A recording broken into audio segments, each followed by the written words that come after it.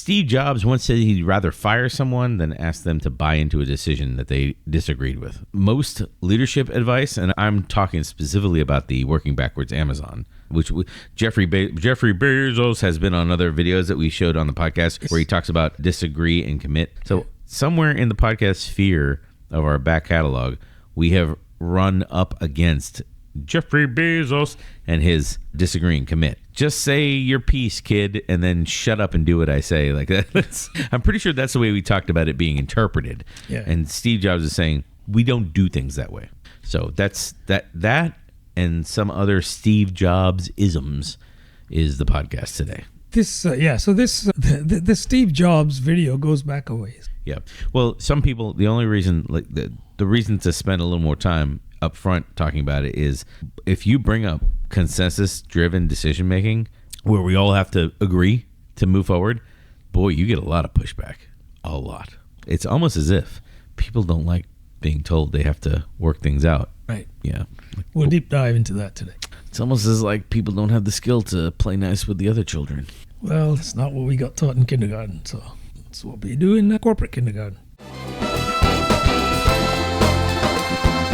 For this episode, we're going to watch a video where Steve Jobs is talking about a younger Steve Jobs working at Next.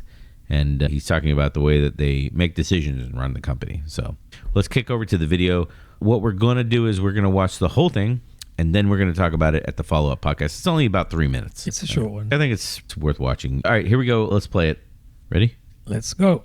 What's our management style? How do we resolve conflict? I've never believed in the theory that if we're on the same management team and a decision has to be made and I decide in a way that you don't like and I say, come on, buy into the decision. Buy into it. We're all on the same team. You don't agree, but buy into it. Let's go make it happen. Because what happens is sooner or later, you're paying somebody to do what they think is right, but then you're trying to get them to do what they think isn't right. And sooner or later it outs, and you end up having that conflict. So I've always felt that the best way is to get everybody in a room and talk it through until you agree. Now, that's not everybody in the company, but that's everybody that's really involved in that decision that needs to execute it. So that's how we try to run Next. The way we run Next is we have a team at the top we call the policy team. There's 8 people. Mike is on it. I'm on it. We have 6 other people on it. And the key to, we have 2 things we try to do. One is we try to differentiate between the really important decisions and the ones that we don't have to make. And the really important ones, we work on it till we all agree. Because we're paying people to tell us what to do. In other words, I don't view that we pay people to do things. That's easy, to find people to do things. What's harder is to find people to tell you what should be done, right? That's what we look for. So we pay people a lot of money, and we expect them to tell us what to do. And so when that's your attitude, you shouldn't run off and do things if people don't all feel good about them.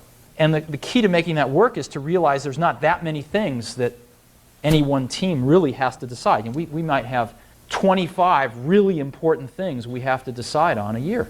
Not a lot. So that's how we try to run it. Sometimes it works, and sometimes we're still working on it. I can't think of once, maybe there's once or twice, but I can't even recall a time when I've said, I'm the CEO and we're doing it this way. I can recall a time when I've said, we don't see eye to eye, and you're off the team.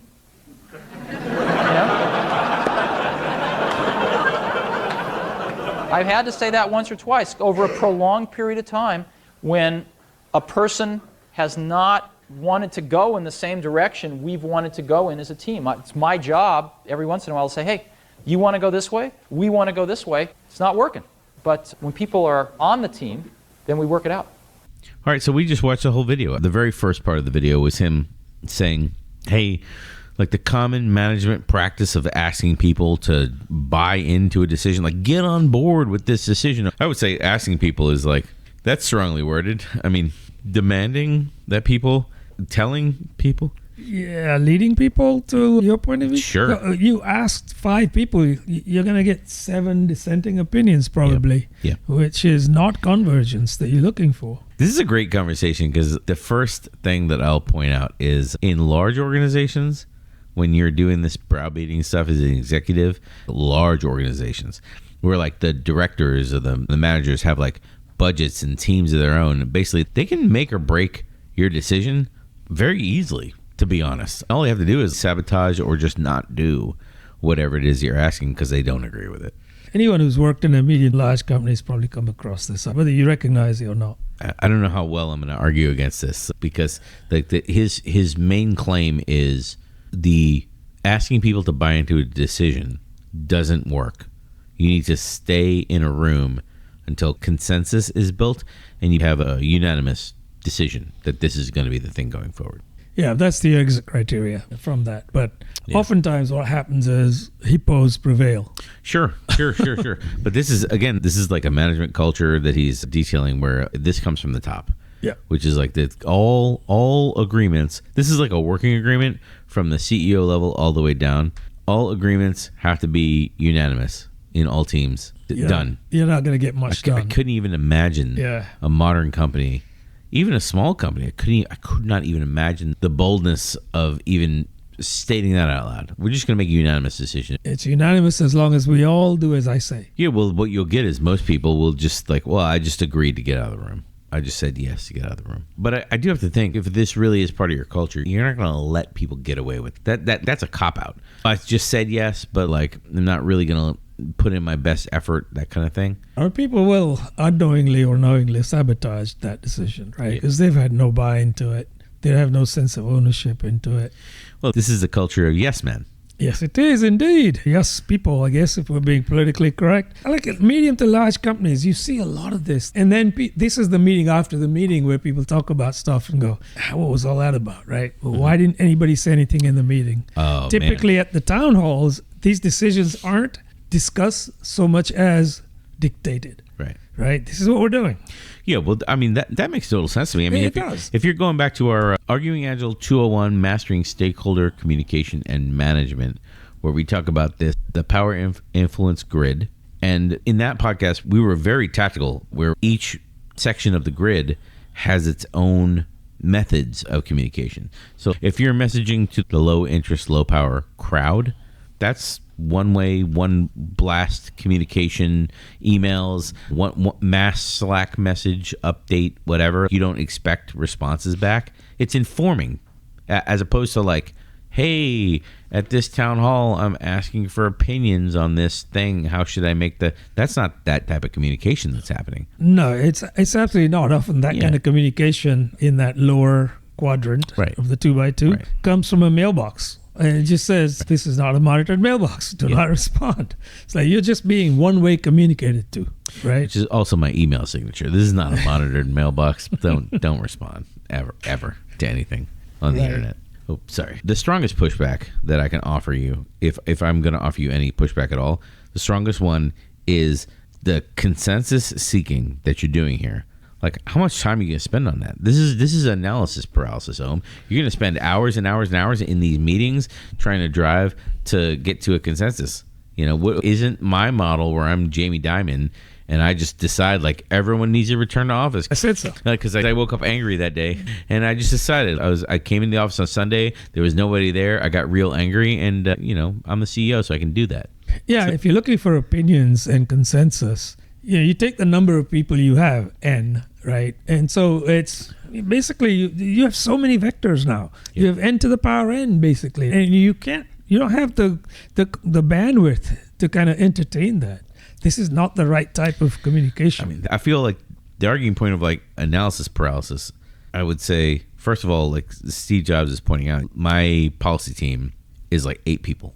And I don't know exactly, because I did zero research other than watching this simple YouTube video, but I would imagine that his policy team was like more senior people in the organization, people that have been through a lot of different orgs and organizational structures and have seen a thing or two. That's where I'm trying to go with that. Is like, these people can't all be your executive yes men. You know, you're the CEO and these are all your direct reports and they say the wrong thing and they're out type of like, I think this policy is great. What do y'all think? And everyone just like nods their heads and doesn't say anything. Right. That can't be the group. It needs to be like a couple people from around the business that are good at their thing and that you respect them and potentially they don't report to you. I think you do need the cross checks and balances from people that can see the blind spots at least, right? So I agree. If you're looking at 8 people and what's consensus out of 8 people? 5? Yeah. So that's a different story versus somebody who's got 40, 50 people like the Jensen Hanks of the world. Right. I don't think Steve Jobs was the kind of person who would say, we don't have consensus, so we're going to wait. Also, like, every decision doesn't have to involve everyone. There's absolutely, but also you just touched off of one that I want to deal with before we flip over to like every decision doesn't need to. Like, he has a basically corporate, like a executive level steering committee, basically is what he has with his policy team. That's what he's saying. It's some sort of like cross-functional team that just looks at policy issues and is like a temporary team. They're not like, they don't work every single day on that thing. I was talking about the analysis paralysis thing about like moving slow with decisions. And if you have to take your decisions to this team, part of the pushback, again, he said like, we don't really take that many decisions to this team, to be honest. At 25 decisions, he's basically saying this team really only is asked to decide one thing every other week. Yeah. And they're probably big. Should we move into this market? Should we invest X money? They're probably big things that require significant investment. They're probably not like, should we add a toggle here or some nonsense? Yeah. But the decisions require speed. And that's an argument against here. It's like, well, how long do we have to wait till we go in front of this policy team, right? That's a fair argument, because when it's decisions at that level as opposed to the lower levels, the longer you take, the riskier it is. And that's not dependent on the outcome of your decision. It's just riskier because the market moves on. The competition goes faster than you, right? So those opportunities could disappear in front of you if you take too long. I think that cadence, for what it's worth, just that one data point that we have, a decision every other week. Yeah, I mean, it's doable with a small team of people, right? But if you've got 4 or 5 times the number of people, that becomes challenging. So before your next major decision, you ask yourself, am I seeking input to make a better decision, or am I seeking buy-in to make execution easier? What does that mean, execution? So seeing the decision through to completion. But those are separate. Like those are completely disjointed questions in my mind. I'm looking at this from a product management lens of like, I'm seeking input to make a better decision with regard to like which feature to build, how deep to go with it, that kind of stuff. Whereas like once I decide that we're going to work on the feature, once I decide we're going to execute, that's a different set of circumstances to me. I think at this point it's just really juxtaposing the idea that you seek consensus and then move forward, or you make a decision and you get to execution quicker. The thing that's not really spelled out super well in this section is you build consensus so that all the evidence and all the conflict gets drawn out of people and put on the table. You build consensus so you can get clarity among a group of people that like clarity may not be apparent. That's the whole point of going through the exercise. People are in the dark and they just have to like be okay being in the dark. Be like, you know what? I don't know what's going on, but like that guy says that that's the way to go and he's a CEO and it's not going to affect me if it's bad on him. You know, it's bad on the company, which is like that's a very like the hole is in your side of the boat kind of. Absolutely correct. And that's the one that's dangerous because you could have blind spots, everybody does, and no one's challenging those. Well, let's move on to number 4. He says they have a policy team at the top. He says there's 8 people. Mike's on it. Just to let you know, Mike's on it. So everything's good. Mike's got this. He says they try to differentiate between the really important decisions and the decisions that they don't need to make. People are looking for him to be the arbiter, right? And he's saying, no, you guys figure it out. Which could be, I mean, I could come to you in like a mentor capacity of like, hey, I really need your help. How would you go with this, right?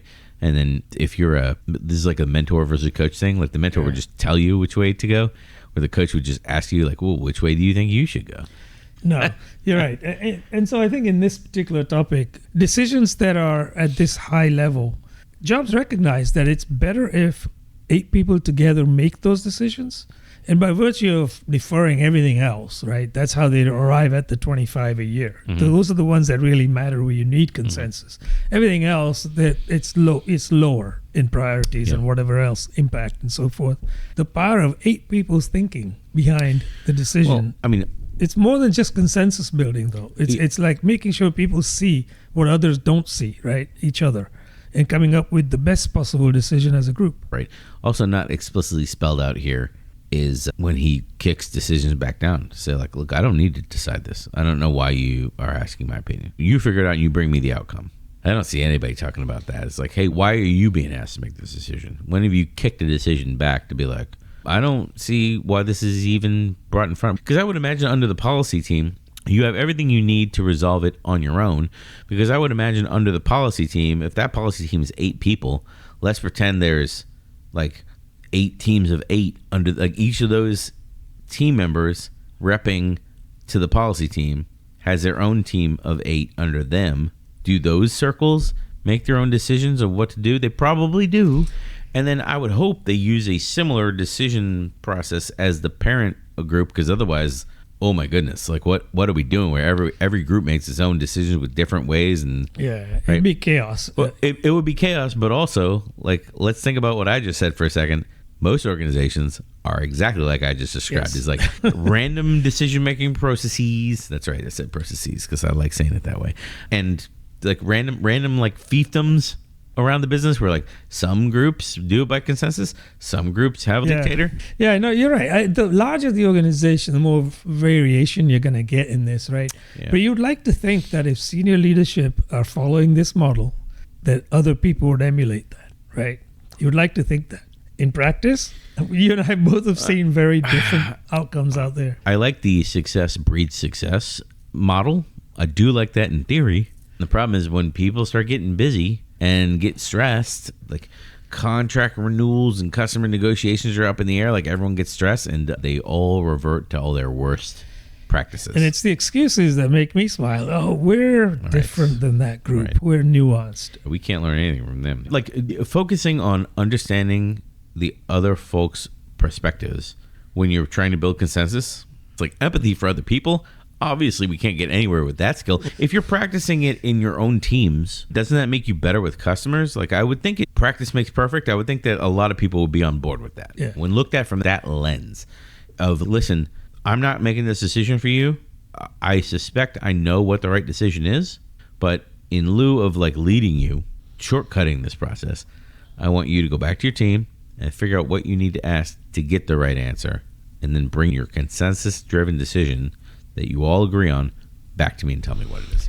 Yeah, and I think there's a little bit where people will come back and say, well, we have these 3 options, and we don't know which way to go.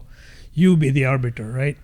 A savvy leader would say, well, have you done the analysis, pros and cons for each one, show me the data, and then push it back and say, what would you do if you were in my seat? Right. Other leaders would simply say, well, you all failed. Like I'm just listening to what you're saying, and I'm thinking to myself, oh, that's hard. I have to. That's hard. Like I got to get diverse perspectives. Yeah. I got to gather data.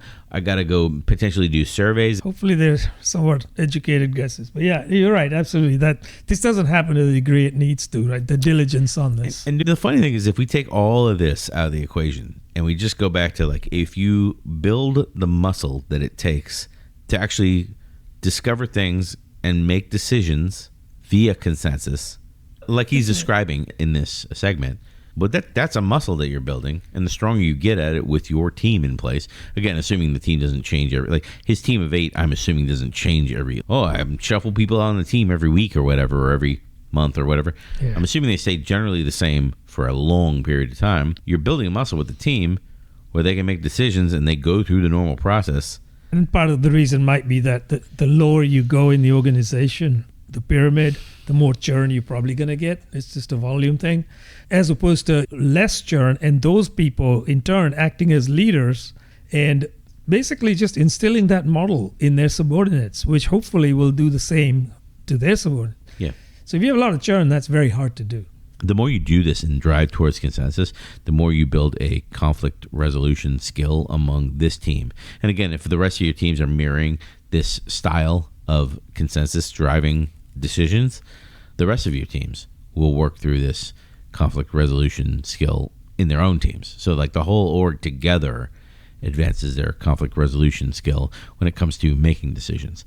And again, like this is all stuff that like the deeper we get in this podcast, the more I'm like, man, nobody's doing this. It's like most modern businesses, like they get a little stressed and then the executives or whoever just start making like cowboy decisions. Shooting from the hip. And all this stuff goes out the window. Like, well, now we're not learning anything. We're just, well, I'll just get out of my way. I'll just do it for you.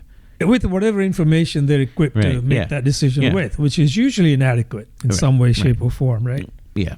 But yeah, absolutely. I mean, the worst case of that is the group think that pressures. When we're going to invite you to the congratulations, you're now invited to the policy team. You've made it to the top. You're talking to Steve Jobs. But now the whole meeting is just you're allowed to disagree with anything, but the minute you do, we're going to beat you down. Or gang up on you in some way, shape, or form. I remember when I used to hire testers when I was a QA manager, I would have to consider this as like, can I put the tester in and they're sitting in an architectural review, and will they challenge the developers to say, well, if we go with that architecture and we make these shortcuts, like, is it gonna cause us problems? Are we gonna be on calls late at night, rebooting the system or whatever because we made these architectural shortcuts? And to even ask, even if they didn't know what they were talking about, to just ask the question, because they're afraid of getting yelled at, basically, or maybe not even getting yelled at, but being like not being taken seriously, I guess is the version of this. And like double, triple down if they were women that I was hiring to put on that team of all men. Now there's a whole nother side of it. Yeah, I agree with that. And also, just to add to that, there's also this kind of offshore cultural side of it as well, right? Yeah. So people don't tend to speak up. Yeah, the power dynamic. I mean, that stuff, boy, that can really torpedo all this. I mean, you really need a firm hand at the helm to move this kind of culture forward. And I don't know. I mean, the takeaway in this section of the work it out mandate, basically, of like, listen, most decisions, you need to work it out. And you only can bring it up to us when it is so critical that you need the policy team, the top level team, to make the decision. And even when the top level team is making the decision, I mean, it is expected that you're going to provide the top level team with all the evidence anyway. So it's not like you're shortcutting anything, passing off the decision. You're still going through all the research and everything, and then you're handing it over to say, hey, here's what I suggest. Please bless it. And now the team takes it from there, because it's a much larger, further, broader in scope than anything else.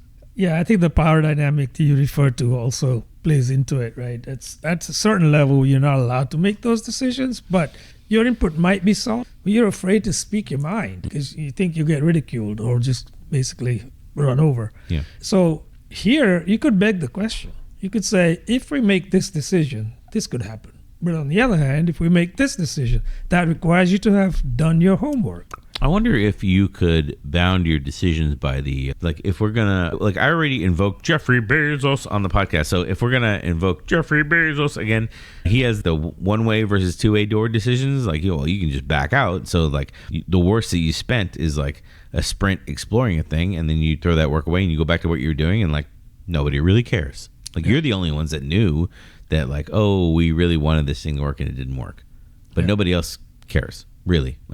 So maybe that's a way to look at this too, is if it's a one-way decision, one-way door decision, maybe that's your indicator that it's something that you want to hand off to this other team. I don't know. I have a tough time with this category because as a product manager, there are very few decisions I hand off. Maybe I'm a different product manager than most other product managers that most people are used to working with, where they're just feature factory people or whatever, and they just you just manage the Jira backlog kid and get out of my office. But my vision and goals for the product and the organization are so strong that's what I'm checking in with leadership on a regular basis. Is this the way that you want to go with the business? Because I really see a path here, and then they guide me, and we change goals and positioning based on where leadership wants to go with the whole business, which is a whole different podcast. Yeah, I mean, in that sort of scenario in product management, as long as your decisions are grounded in data and evidence, you're on a safe path, right? I mean, yes, somebody could veto it, but they'd have to have some reasoning behind it because you're bringing in the evidence. Yeah, right. And proposing something. That's where I was going. You could go in a situation where you feel like you cannot say this is the decision we're going with. Going with multiple options, but for each option, have your data points lined up and say, if we do this, this would happen. On the other hand, if we do this, this could happen. And then let someone make the call if you're really not willing to do that or are unable to do it in your situation, maybe. If unwilling or unable to do it, because why? That would be my question. Because the organization is designed in a way where you don't have that call, it's got to go to other people. In that case, again, we go back to the episode where you're not the real product manager now. Right. Often that is the culture where you're the person making the decision, but somebody has to endorse it, and now it's their decision. This is where there's this blame culture in place. These are games, though, right? Yeah. These are games. Credit taking and all that sort of thing happens, right? Yeah. But you could still have these tactics that you could use. At the end of the day, if you're in that sort of environment, though, I will say what we always say on the podcast: keep that resume updated. Okay. So the next section, he talks about paying people to tell us what to do versus like having a committee at the top that just having people at the top that just tell everybody what to do. This is sort of like flipping the organization, where the organization becomes a pyramid, like the not a pyramid scheme. That's a different podcast, but like the organization is a pyramid where all the important people sit on top, but it's like flipping the pyramid over, where like all the people that work are like the biggest portion, and then you only have to go in reverse when you want to stand on your head. I don't know what kind of analogy. I think this is where David Marquet says so in that typical organization, you're taking information to authority. Right. Whereas he's saying you should take authority to information. Right. Yeah. Yeah.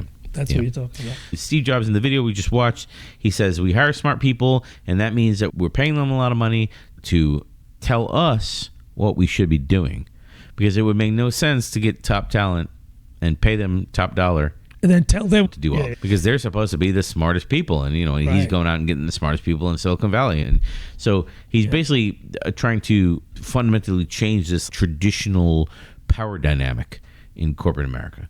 And I will argue, I don't know how successful the whole world has been since NXT was like, or not NXT, that's wrestling. The next was like a million years ago. It was like 87 dog years ago in Silicon Valley terminology. But he has two main categories, like expert-driven decision-making, which I feel like there's been a lot of pushback in the world against like the experts. Oh, the experts don't know what they're talking about. I don't know how deep we want to get into that one, but like there's for and against when it comes to expert-driven decision-making. And oh boy, can I talk about this one all day. So the subject matter experts, they have better information than executives. I would say like it's not 9 times out of 10, it's 10 times out of 10. Absolutely. The executives are up typically, quote unquote, in their ivory towers. They're not at the coalface. So these people have the information. They know the dynamics that are going on. Why shouldn't they be the ones to make the decisions? Well, I'll give you the pushback right away, which is, they shouldn't be the ones to make the decision because they don't have broader business context. If the decisions are all being made in the ivory tower and pushed down, my argument to that would be, well, how much context can you have from the ivory tower without ever walking the gemba? I almost want to start casting stones and say like you can't do both, but like you can do both. You can have your subject matter experts sit and make the decisions, and your ivory tower folks don't need to make these high level decisions. It's just this weird thing over time where like the people in the ivory tower, they get this detachment from reality, and they think that like, well, I'm here in the ivory tower, and because I'm here in the ivory tower, I'm supposed to make the call. I'm better at everyone and making decisions because I'm in the ivory tower. Yeah. They start believing. Self-fulfilling prophecy. They start believing this, which I will tell you is on our podcast agenda for a whole separate podcast of like people, they made one good decision in their life, and now they start believing that they only make good decisions.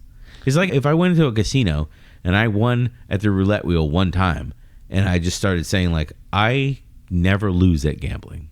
I can always win. You should listen to all the gambling advice I will ever give you. Always gamble on 00. You should buy my book. Buy my book. These people up there in the ivory tower are so 00. far removed. Is that even on the roulette wheel, 00? Sure. No, there is a 0 and a 00.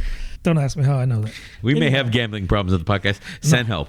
These people who are making the decisions in their insulated ivory towers, they're so far removed from the ground level reality. Yeah, when they make decisions that work, of course they'll claim all the credit. But when they make decisions that don't work, they will ascribe all the blame to those at the ground level. And that's basically how they flourish. That's a sad reality, but that's what you see all the time out there. The only thing to point out here, and rightfully so, I think it's a fair thing to point out, is your subject matter expert informed product decisions may be divorced from you or the best financial decision or things like that.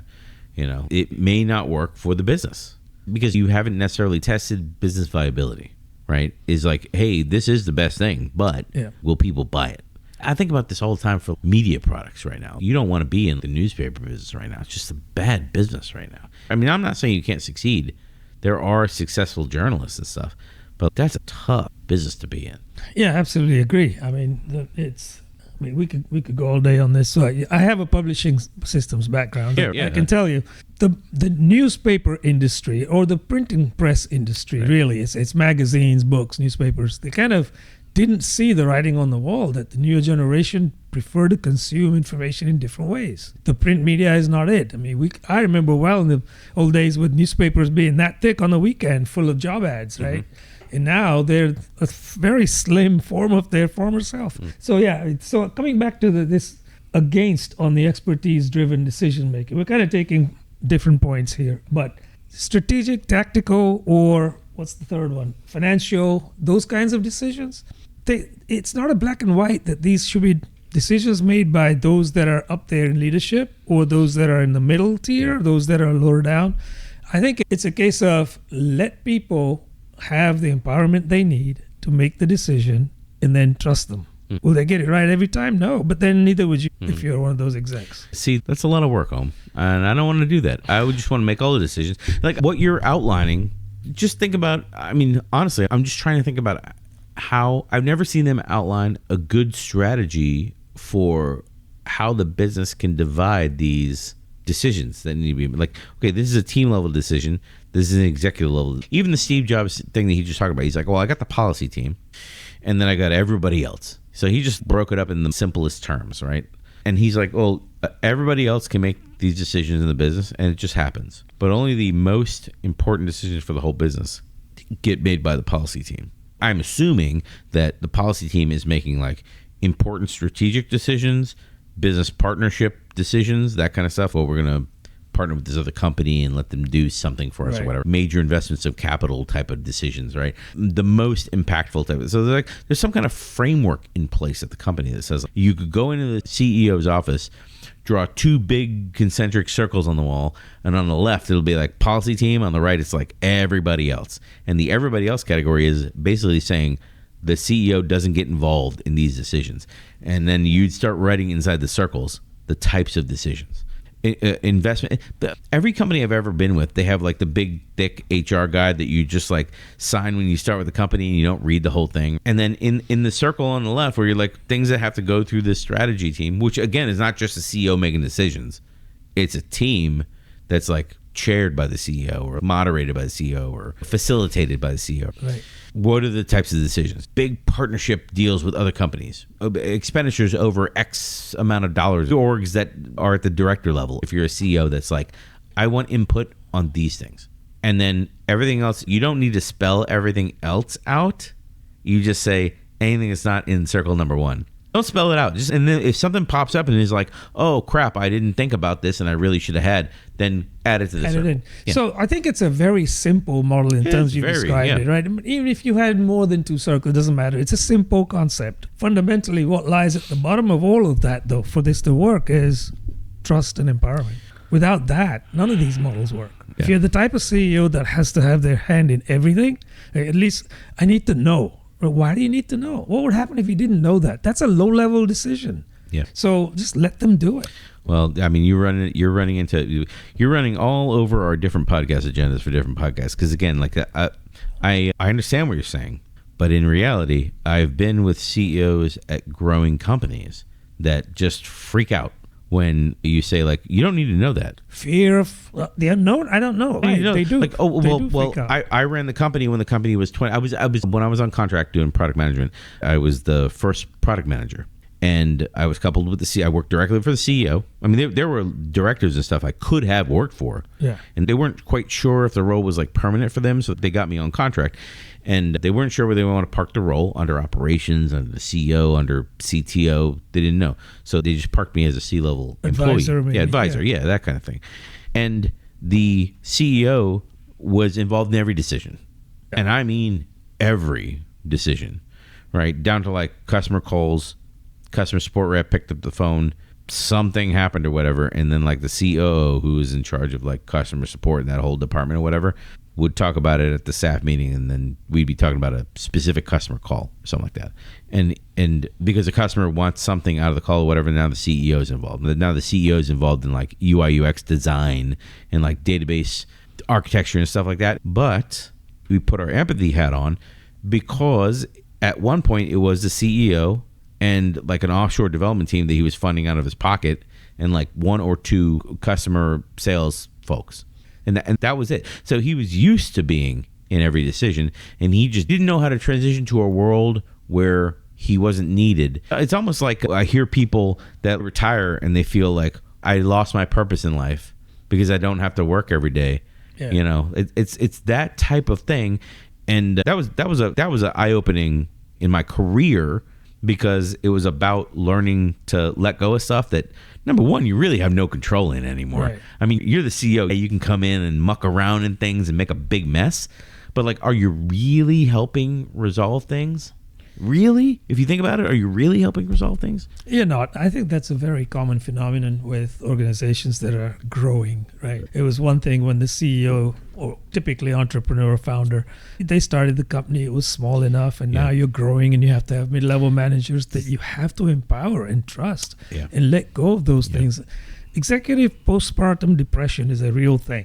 Okay, it's like they gotta let go. They can't let go. Oh my God, I had this, now I don't have it anymore. Expert-driven decision making is what we're talking about, and a solid 4 in this category is if the decisions stay at the level where the experts are, which basically is me saying the decisions stay at the team level. They stay with the people that are carrying out the work, who theoretically should be the subject matter experts about the work. Because that team has an air of psychological safety, they're going to challenge bad ideas, be looking for evidence, and they're going to be way ahead of all these expensive failures that happen because like somebody just came up with a shower thought and decided like, you know what, just build this. I don't care what you think about it. Just don't ask questions. Yeah, absolutely. I mean, the expertise that we speak of here, it's like, what level is that? The CEO should have expertise at their level and should be focused on what they should be doing, strategy, etc., and not all of this lower level work, right? But it is difficult for people to let go in organizations that are growing. There is a takeaway here. I like a lot of people might not like this. So it's in the whole like, well, we hire people and then we tell them what to do, which is like not the way you want to do it. Yeah. We're in a planning session, like a sprint planning or something like that, or we're picking up work, and the point of the conversation is what should we do, and you pivot into why should we do that? Because what should we do next is a completely different conversation than why are we doing this?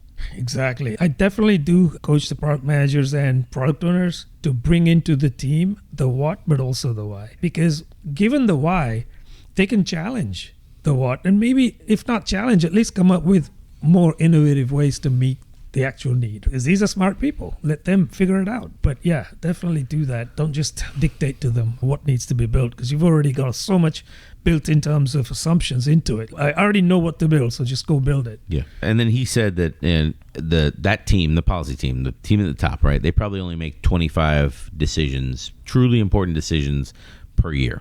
So again, there's an indicator there that most organizations, where they have teams like this at the top or individuals like this at the top making tons of decisions, they're either involved in making the wrong decisions, they should have never taken that decision on the first place, or they're making decisions that don't matter, the stuff that got bubbled up to them that like doesn't matter. It's not important. You're making not important decisions. And all the while not making decisions on what they should have been focused on. Well, also, if you have some kind of like decision matrix, where you're saying like, okay, for each decision, and maybe I tick some boxes, or maybe I do a certain amount of investigation, or like we talked about earlier in the podcast, is like I want certain information before I make this decision. Yeah. Boy, if you're taking every single one of these decisions through that process, and you're getting overwhelmed with decisions that you need to make, I would imagine that your decision-making process is going to be slow. And you can probably shortcut that by saying like, well, maybe I don't need to do the rigorous research with every decision. Maybe I can make some gut decisions of how I feel about this feature or what customers are going to buy rather than doing any market research or whatever. And like theoretically, that does sound good. And people will say, well, Brian, that's a nuanced approach that you need to take. You know, you take a nuanced approach. I mean, some decisions don't require as much as other. And I mean, generally, I would agree with you also. But in the real world, the slippery slope is once you start down the path to the dark side, and you're like, Ooh, you know there's what? no coming back. I can just make this decision. And That's there's right. nobody here at the top in the ivory tower to challenge me.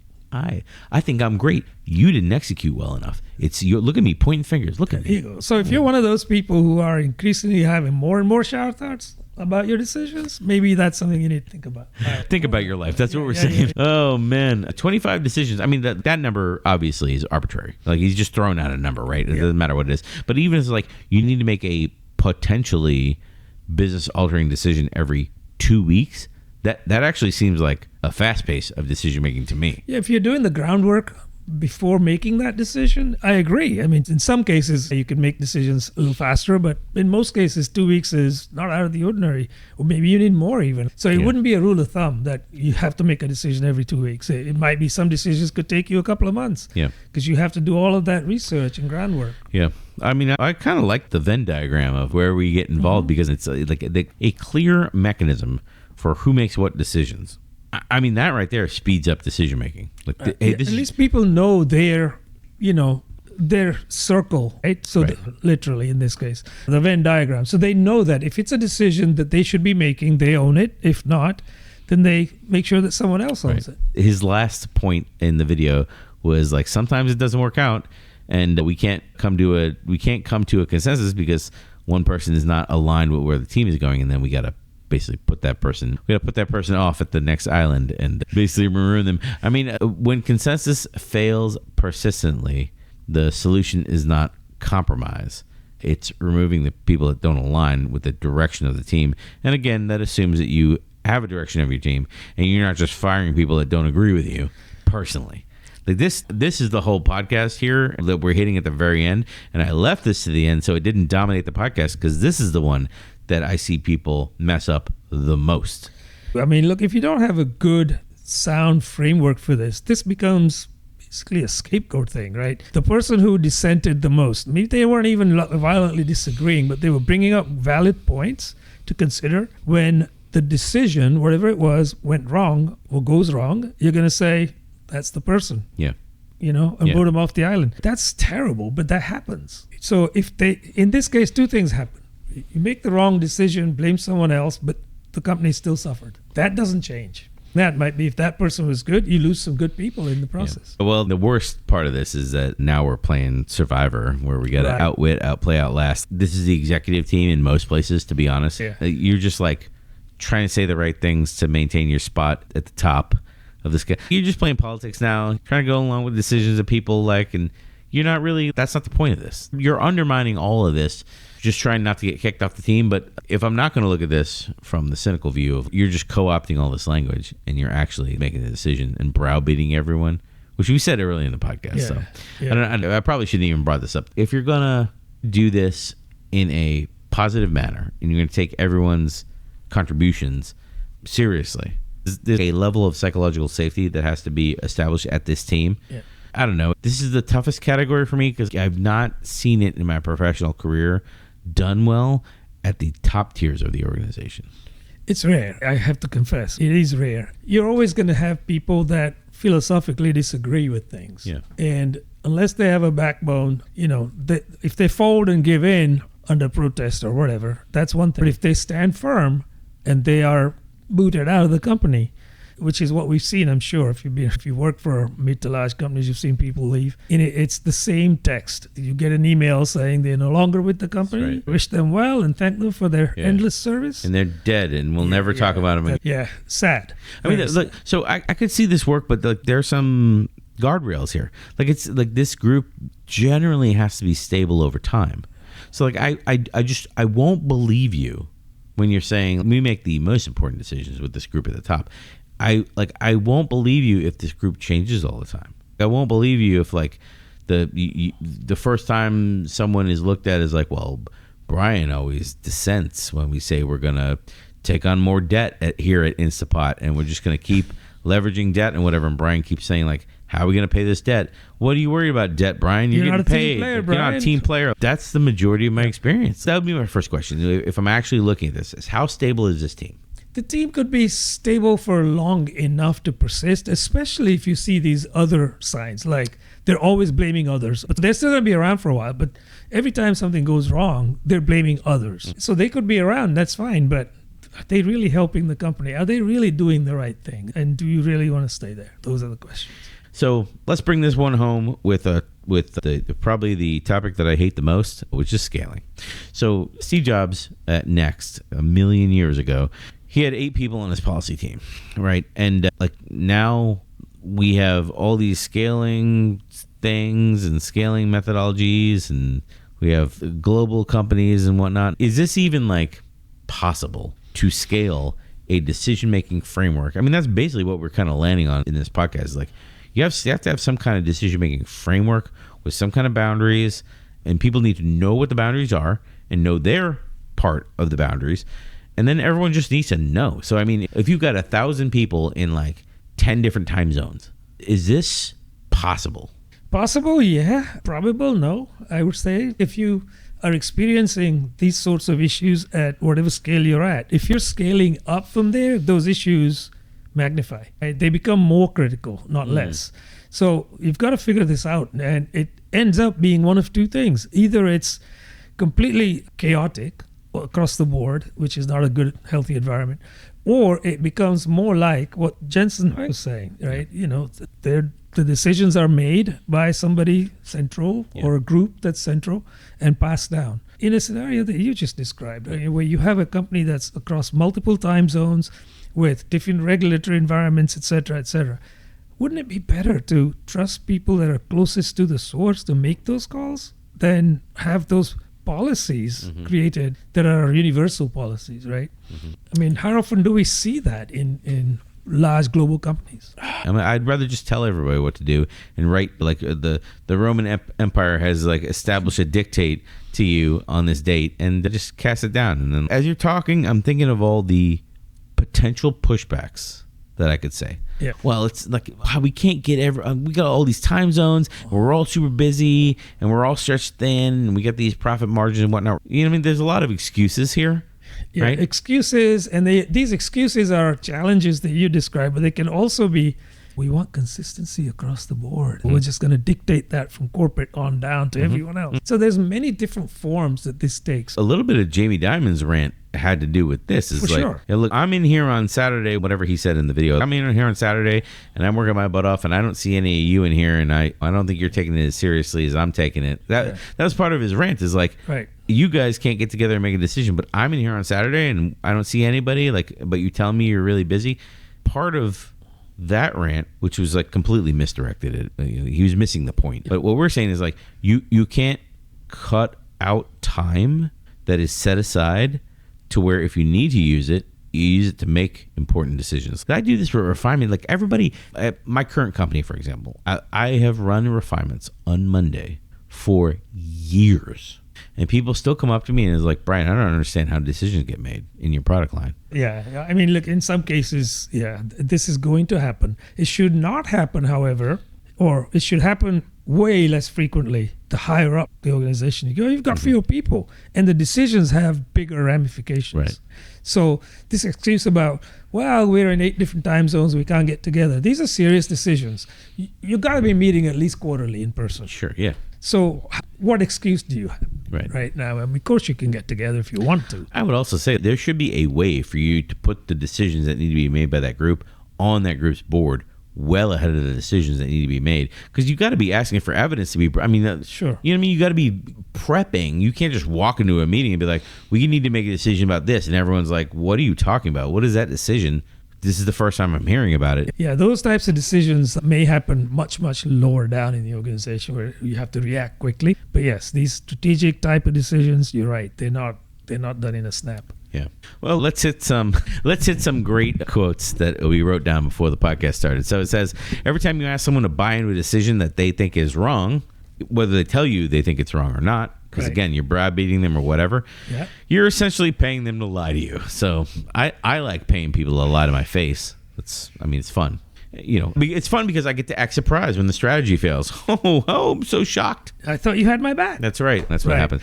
Steve Jobs firing people who couldn't align wasn't ruthless. It was honest. Most organizations just let the misalignment fester until it kills the project anyway. That's an interesting statement. I think it takes a strong leader to take that step, to say, we have somebody who's philosophically just completely different than everybody else, and they're probably not going to come around. In that case, it's best to part company. Make the call, be bold. That's not everybody. I mean, that assumes that you're making... Where did the decision come from? Did it just come out of the blue?